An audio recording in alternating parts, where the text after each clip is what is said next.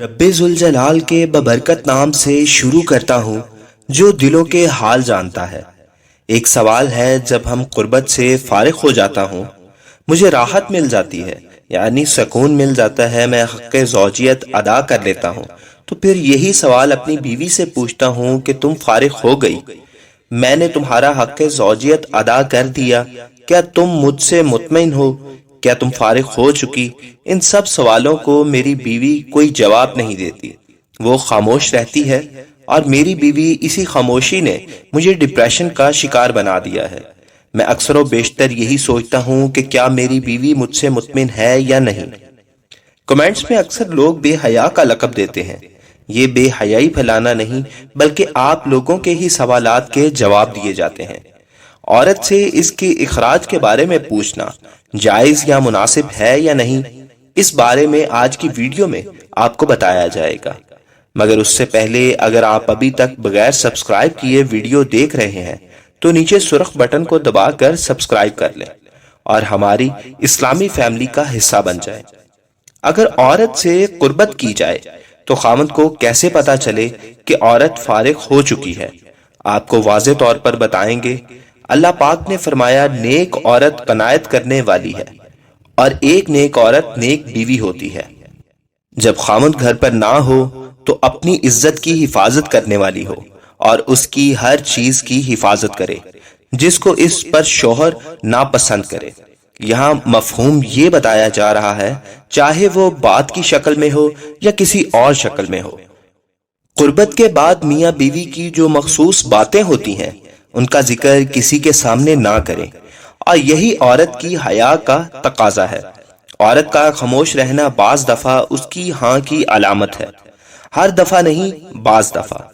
अब शौहर को कैसे मालूम हो कि शौहर कुर्बत कर रहा है तो इसकी बीवी इससे मुतमिन हुई है या नहीं? इस बारे में किताबों में लिखा है, जब मर्द फारिग हो जाता है तो उसका जिस्म ठंडा हो जाता है और मर्द का उज़्वे खास ढीला पड़ जाता है। मर्द की इन चीजों से जाहिर हो जाता है मर्द डिस्चार्ज हो चुका है, राहत हासिल कर चुका है। अब औरत के बारे में ये आता है कि औरत की गिरफ्त ढीली पड़ जाएगी, इसका जिस्म ठंडा हो जाएगा और ये इस बात की अलामत है कि औरत डिस्चार्ज हो चुकी है। फुक़हा फरमाते हैं कि एक अलामत ये भी है, औरत कुर्बत के बाद राहत और सुकून की नींद सो जाती है।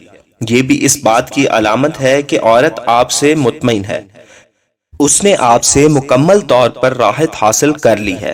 बाज दफा ये भी होता है कि जब मियाँ बीवी कुर्बत कर रहे होते हैं तो औरत की ख्वाहिश पूरी नहीं होती।